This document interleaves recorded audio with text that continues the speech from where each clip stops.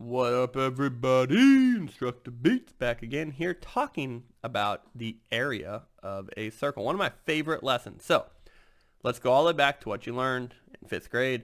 As far as you know, all area formulates originate or come from the area formula for a parallelogram, which is length times width. Now, we told you that was the formula for a rectangle, but a rectangle is a parallelogram. Really, it's a parallelogram. Okay, so it's okay. But length times width equals area. This is where all the area formulas come from. So the area of a circle formula must come from that too. And you are right. And the area of a circle formula is pi r squared. So go ahead and write that down in your notes, because you probably have a very important question. Mr. InstructaBeats guy behind the microphone, how in the world did pi r squared come from length times width? Because I understand a triangle, right? A triangle is half of a rectangle. So you did 1/2 times length times width, which is 1/2 base times height, right? I get that. That's, that makes sense to me. But how in the world does the area of a circle formula come from that? Some of you are like, what in the world?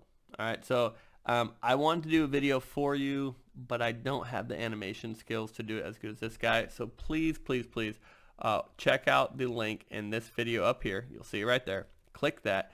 It clearly shows you how you can cut the circle apart and put it back together to be a rectangle, and where our area formula comes from. So please pause the video, watch that. It's very educational. I want you to not understand just the formula, but where it comes from and how it all relates together all the way back to the area formula of a parallelogram.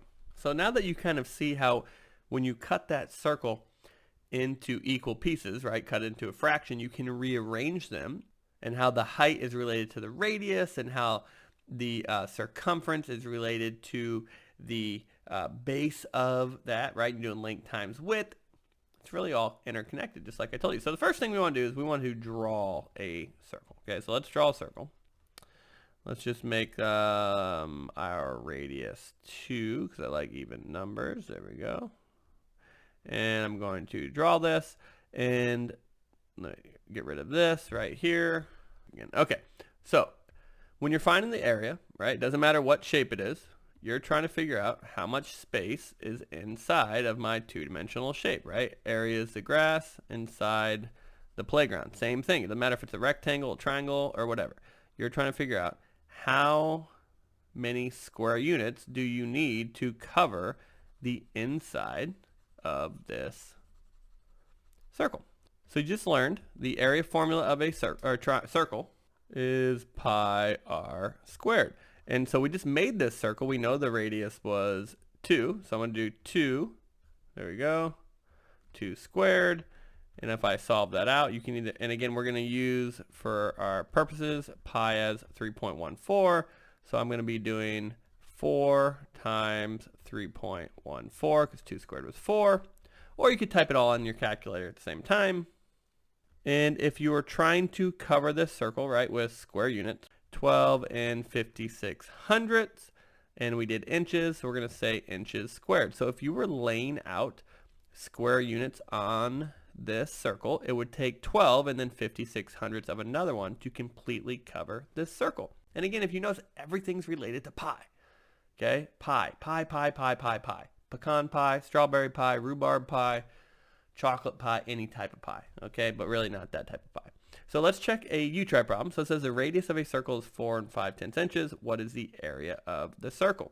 And again, just to remind you, the whole point of this lesson is it all starts with this bad boy. It all starts with length times width, but we know because we just watched that video, which by the way I did not make, it all length times width can be translated as a circle and manipulated to be pi r squared. So go ahead and pause the video, solve it, push play, check your work. So it says the radius of a circle is 4 5/10 inches. So I'm going to do area equals pi and then 4.5 squared. All right. And I'm going to type that in my calculator. And for this circle, I would need 63 and 585 thousandths inches squared, okay, or square inches, to completely cover the inside of the shape, right? Non-overlapping, covering every single piece, just like you learned when you were learning area in 3rd grade. All right, so here we have a challenge zone problem. And this is quite a challenge, but just stick with me. The diameter of a circle that is the base of a cylinder is 4 inches, and the height, okay, of the cylinder is 10 inches. What is the volume of the cylinder? Here's the key. I do not want you to Google the formula. I want you to think about your volume knowledge. So the first thing we want to do is we want to draw a picture, okay? So hopefully you know what a cylinder is. If not, I guess you could have Googled that. So here's a cylinder. It's not a perfect cylinder, but ooh, that's not very good. So a cylinder is like a soup can, right? And the cool thing, it's just like a prism. The top and bottom are the exact same circle. So we know, let me get a different color here. We know a couple things. We know that the height of this cylinder is 10 inches, and we know the diameter of this is 4 inches. So using that knowledge and using your volume knowledge that you know from 5th grade, you should be able to figure out what the volume of the cylinder is. So go ahead and push pause, okay? Think about it. Don't Google it. Push play when you're ready to check your work, or if you're completely confused. So the first clue, as I said, think about your volume knowledge. So your volume formula is area of the base times the height, okay? Now that's of a right rectangular prism as far as you know, until we do our volume lessons. But if that's your volume knowledge, start with that, right? Start with what you know. If your teacher tells you that you have knowledge, use the knowledge that you have. So we know that volume, right, is you're going to find the area of the base and you're going to multiply by the height. Well, let's just start with that then. What is the area of the base? Well, the area of the base is not length times width here. That's the area of a rectangle. The area of our base is a circle. So the area of a circle is pi r squared. Well, we know the diameter is 4, which means we know the radius is 2, because it's half of that. So my area is going to be pi 2 squared. And when you solve that using your calculator, you get 12 and 5600 inches squared. So now we know our bottom layer can fit 12 and 5600 cubes on it, right? Just like we're thinking about your volume knowledge. We just made the bottom layer. So our area of our base is 12 and 5600. And then our height is how many layers, right? So how many layers of 12 and 5600 do we have? Well, we have 10 because that was my height. So I could do repeated addition, or I could take the area of the base. I could multiply it by how many layers that would be, and that will tell me that the volume is 125 and 6/10 inches cubed.